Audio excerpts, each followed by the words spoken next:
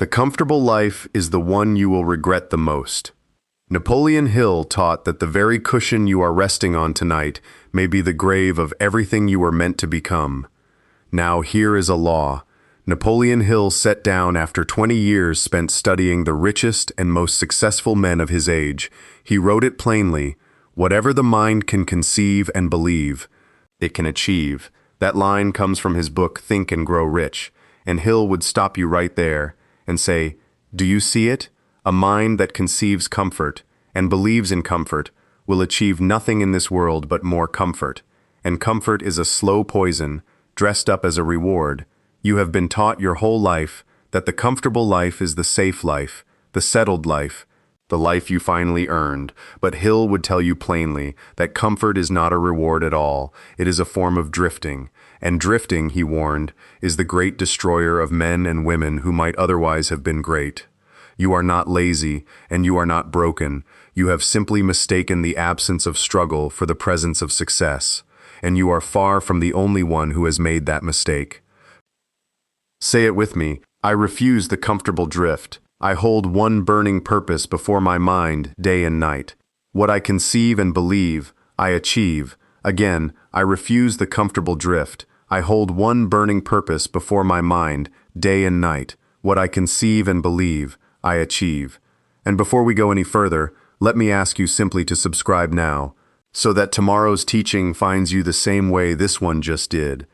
If something in you went quiet while you heard that, if some part of you recognized itself, then type the two words, "I achieve," in the comments below, and let it be your seal on what you are about to hear. The first key is this.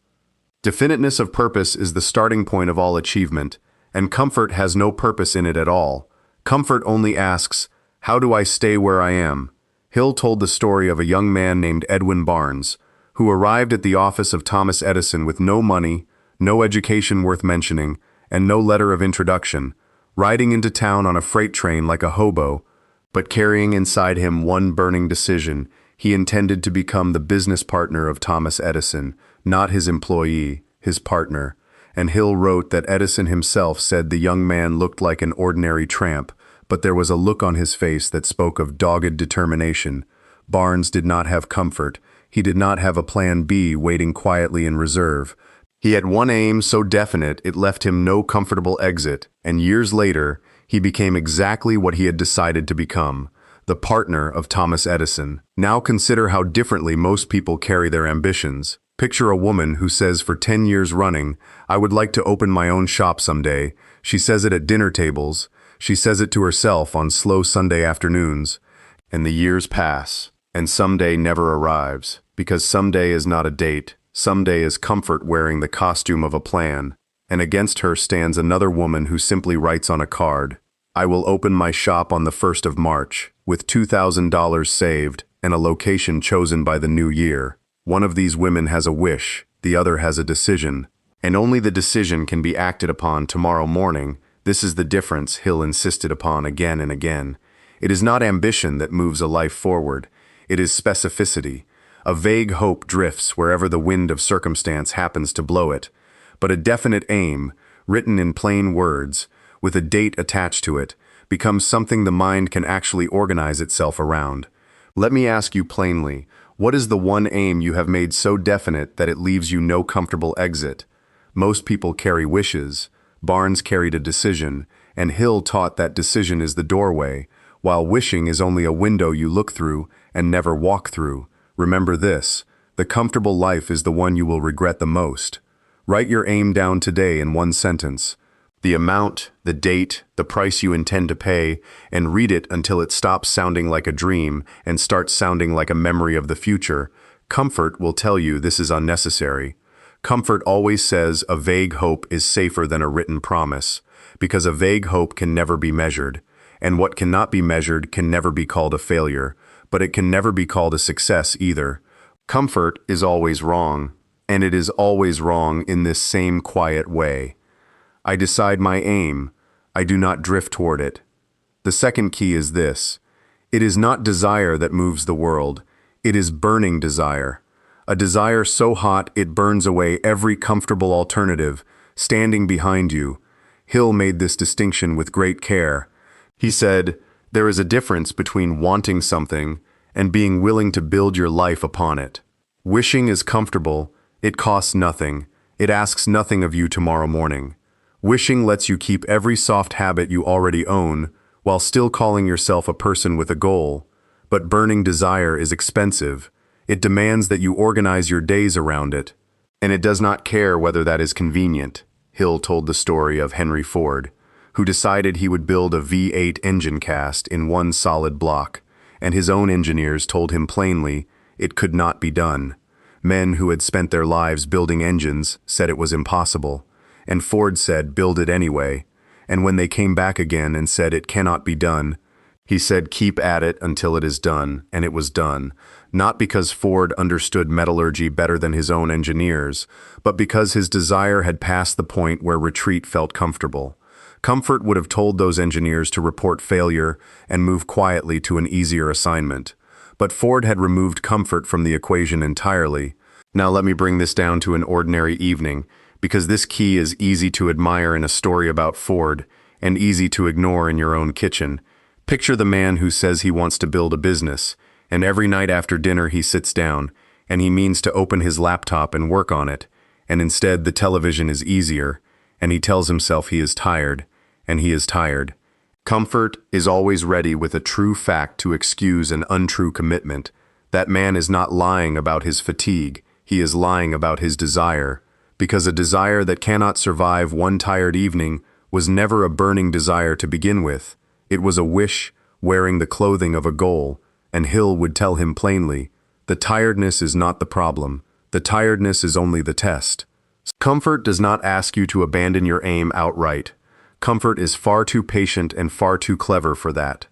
Comfort only asks you to postpone it by one evening, and then another, and calls each postponement reasonable. Let me ask you plainly, is there any goal in your life right now that you have organized your actual calendar around? Not your daydreams, your calendar. If the answer is no, you do not yet have a burning desire, you merely have a preference, and preferences do not transmute into their physical equivalent. Only desire mixed with persistence accomplishes that. It is not the size of the goal that reveals a burning desire, it is the size of what you are willing to give up for it. This week, take 1 hour you currently give to comfort, the television, the scrolling, the extra hour of sleep that serves no real purpose, and give it instead to the aim you wrote down. That single hour, defended daily against every reasonable excuse, is how a preference becomes a burning desire. My desire burns hotter than my comfort. The third key is this. Faith is not a gift handed down to the fortunate few. Faith is a state of mind, and a state of mind can be manufactured. Hill was firm on this point. He said faith can be induced, created, by repeatedly instructing the subconscious mind through the principle of autosuggestion. That is a strange-sounding phrase, but it simply means feeding your own mind the same message, in your own voice, until the mind that runs your habits and your instincts accepts it as true. And notice what that means. It means faith is not a feeling you wait for on some quiet morning when the light happens to be right. Faith is a habit, built the same way a callus is built, by pressing the same spot again and again, until it can bear weight it once could not bear.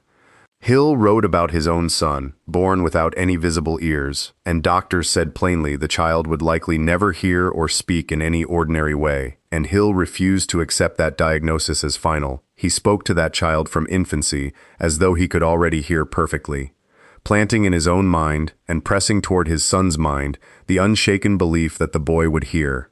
And by Hill's own account, that boy grew to hear a meaningful measure of ordinary sound. And to speak normally, Hill did not call this a miracle. He called it the result of applied faith, a state of mind he had manufactured through relentless repetition and refused to let waver. Now here is where comfort deceives you. Comfort tells you faith is something you either have or do not have. Like eye color, so if you feel doubt today, comfort whispers, well, I suppose I am simply not a person of faith. And that is a lie comfort tells you, so you will stop trying. Consider an ordinary evening instead of a dramatic one.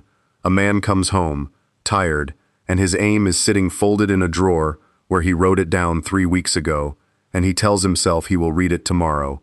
Tonight he is too worn out for feeling, and comfort nods along approvingly, because comfort always agrees that tonight is the exception, and tomorrow he tells himself the same thing. And this is precisely how a written aim, full of promise on the day it was composed, quietly starves to death in a drawer, not from opposition, but from simple neglect. Faith manufactured through autosuggestion cannot survive that kind of neglect any more than a fire can survive without wood laid on it twice a day. Hill's actual instruction was practical. Write your definite aim on a card. State the amount or the achievement, the date, and what you intend to give in return. Read that card aloud, morning and night, with feeling, not mumbled, with feeling, as though the thing were already accomplished. Because the subconscious mind, Hill taught, does not act on thoughts you think idly during the day. It acts on thought mixed with deep emotion, repeated until it sinks below the surface of ordinary awareness. This is not wishful thinking. Wishful thinking is comfortable and costs nothing. This is a discipline, twice daily, whether you feel like it or not, especially when you do not feel like it, and especially on the tired evening when reading it aloud feels like the last thing you have energy for, because that tired evening is exactly where comfort waits to collect its debt. Let me ask you plainly, have you ever written your aim down, not thought it, written it, in ink, in a complete sentence? If not, comfort is the reason, because writing it makes it real, and what is real can be measured against your actual behavior tomorrow morning, and comfort cannot survive that kind of scrutiny. A mind fed the same disciplined message, morning and night begins, slowly and then suddenly, to treat that message as settled fact, and once the subconscious accepts a thing as settled fact, it goes to work arranging your instincts, your words, and your daily choices to match it, without you consciously straining at all. That is the whole quiet mechanics of manufactured faith. I manufacture my faith daily. I do not wait for it to arrive. The fourth key is this. No man ever carried a great and lasting aim entirely alone. Hill called this the master mind, the coordination of two or more minds in a spirit of perfect harmony toward one definite aim. And he taught that when this harmony is real, it produces a third invisible force, an intelligence available to the group that was not available to either mind working alone. Notice the word Hill chose. Harmony, not agreement, not mere cooperation. Two men can cooperate politely and still pull against each other underneath, but harmony means the aim is shared so completely that each mind sharpens the other, the way one flame lit from another burns brighter than either alone. The story Hill told was of Andrew Carnegie, who did not personally know how to make steel better than any man in Pittsburgh, but who had gathered around himself chemists, engineers, and salesmen working in perfect harmony. And Carnegie told Hill that alliance was worth more to his fortune than any furnace he owned. Consider the ordinary version of this same law. A woman building a small business from her kitchen table. She has the recipe, the burning desire, the written aim read morning and night exactly as Hill prescribed. Yet she drifts quietly, because every decision passes through one tired mind at the end of a long day. Now picture her instead on a Sunday evening with one friend who wants a thriving business every bit as much as she does. And within 1 hour, a pricing problem she carried alone for 3 weeks dissolves. Not because the friend was clever, but because two minds in harmony reached a solution neither possessed alone. That reaching, Hill said, is the third mind, invisible, real, and available only to those who sit down on purpose. Comfort avoids this key entirely, because harmony requires exposure. It requires speaking your aim aloud and asking another mind for honest counsel. And comfort prefers to keep the aim private and vague, so it never has to survive contact with anyone. This, more than anything, is why the comfortable life is the one you will regret the most, because it was never tested by a soul who could have strengthened it. Let me ask you plainly, who sits at your table, not your social circle, your table, the 2 or 3 people bound to your aim as though it were their own? If you cannot name them, Hill considered that one of the largest reasons capable men still failed, mistaking isolation for independence. Find one person this month who wants what you want. Set the hour, name the aim out loud in front of them, and begin. I build my harmony on purpose, not by accident. The 5th key is the deepest one, and I want you to sit with it, because this is the key comfort fears most of all, Persistence.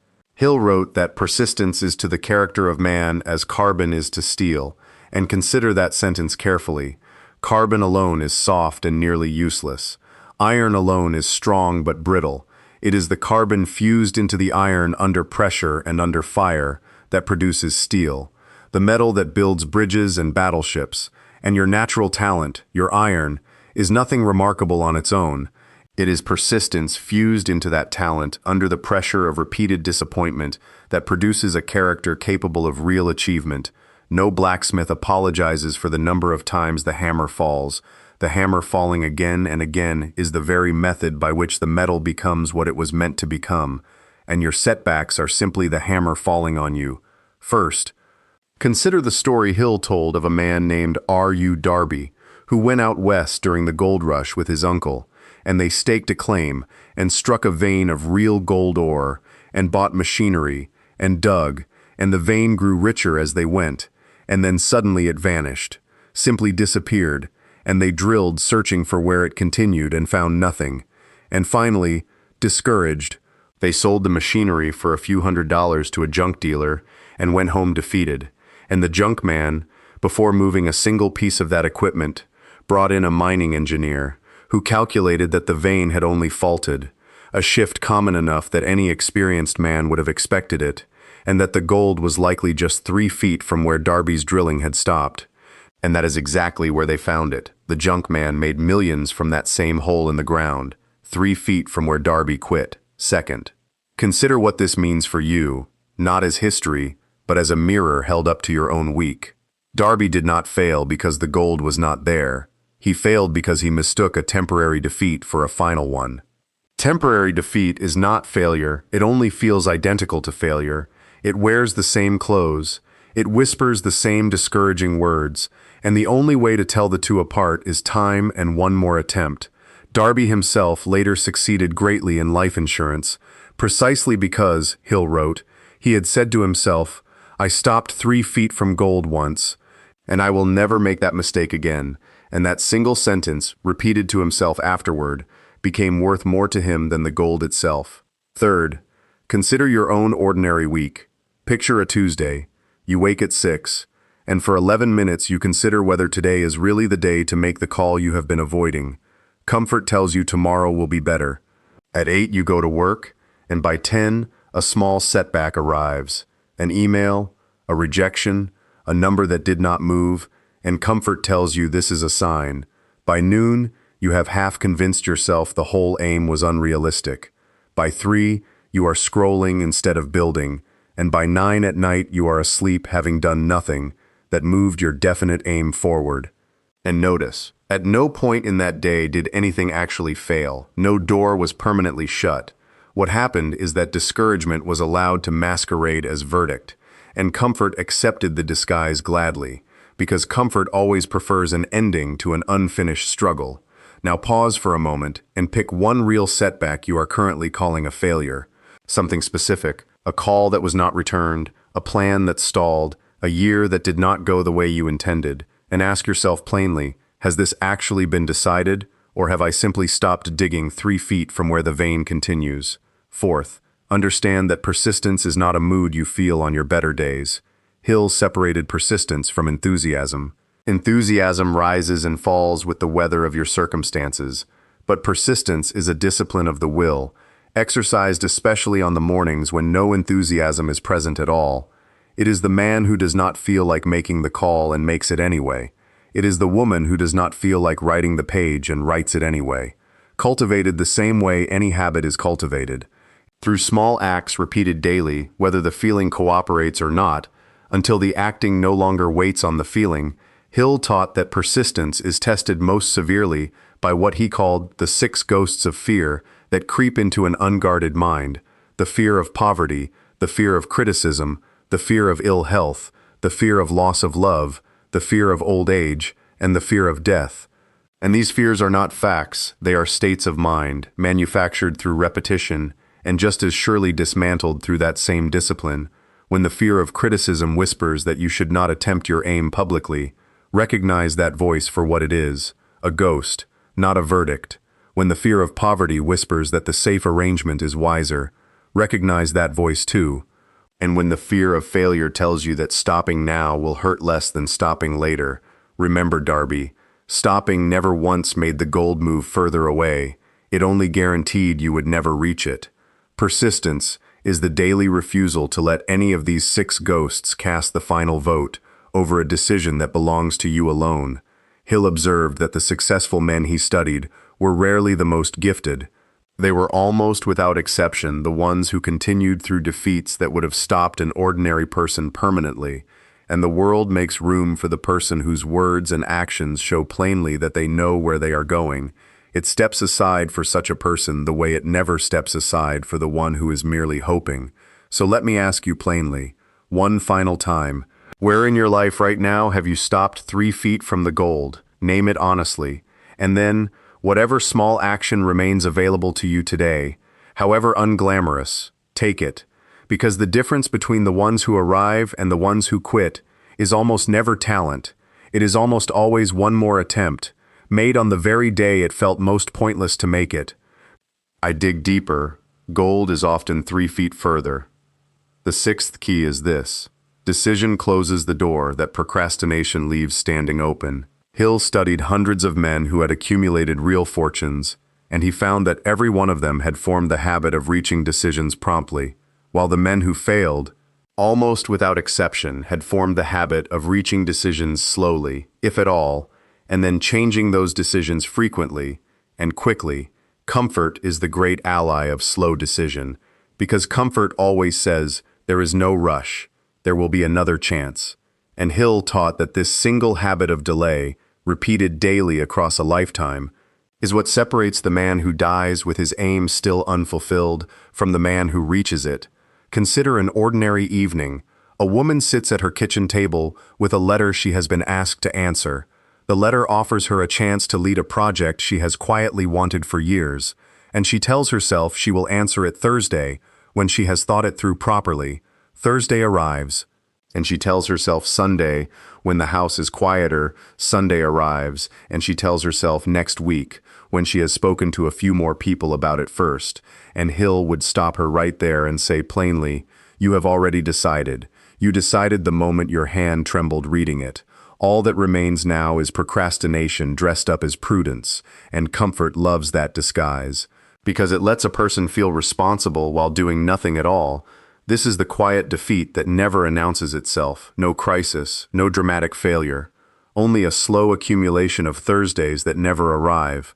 And Hill observed that this habit alone, more than poverty, more than lack of opportunity, kept otherwise capable people from ever climbing the ladder standing directly in front of them. The comfortable life is the one you will regret the most, not because comfort itself is evil, but because comfort is simply the accumulated weight of 10,000 small decisions to wait one more day, and one more day, until the days themselves run out. And Hill's own observation was that prompt decision, once formed as a habit, becomes almost effortless, while delayed decision, once formed as a habit, becomes nearly impossible to break without a deliberate act of will. So here is the last thing I will ask you plainly. What decision have you been postponing that you already know, in your heart, you have already made? Stop postponing the announcement of it. Decide today, out loud if you can, in writing if you must, not next Thursday, not when the house is quieter, today, while the feeling is still warm enough to act on, and let that decision, small as it may feel this evening, be the first stone in a structure comfort can no longer live inside. I decide today. I do not wait for tomorrow. Here is the whole picture. It is not comfort that keeps you safe. It is comfort that keeps you small. It is not wishing that builds a life. It is burning desire that refuses a comfortable exit. It is not confidence you are born with. It is faith you manufacture through repetition, until the subconscious accepts it as true. It is not solitary struggle that carries a man to his aim. It is the harmony of minds gathered on purpose around one table. It is not talent that separates the ones who arrive from the ones who quit. It is persistence that keeps digging 3 feet past the point where an ordinary man would have sold his equipment to a junk dealer and gone home. And it is not the dramatic decision that changes a life. It is the daily decision, made promptly and held firmly. And when you look closely at all 6 of these, you will see they were never 6 separate keys at all. They were one key, turned 6 different ways, the key that says, a mind that has decided what it wants and refuses to be comfortable until it has it cannot be permanently defeated. And if what you have heard today has stirred something in you that comfort cannot quiet anymore, I want to invite you to something we built for exactly this moment. It is called the Definite Aim Method. A short daily discipline, a written aim, a spoken affirmation, and a single guided action, walking you through these very principles, morning and night, the way Hill himself prescribed. It is available today for a small one-time investment, with a full 30-day guarantee. If it does not change the way you move through your ordinary week, you owe us nothing. The link is in the description below, and I would rather you take that small step today than remain comfortable one more evening. Say it once more with me. Wherever you are, I refuse the comfortable drift. I hold one burning purpose before my mind, day and night. What I conceive and believe, I achieve. The comfortable life is the one you will regret the most. So decide today, plainly and finally, to live the other one,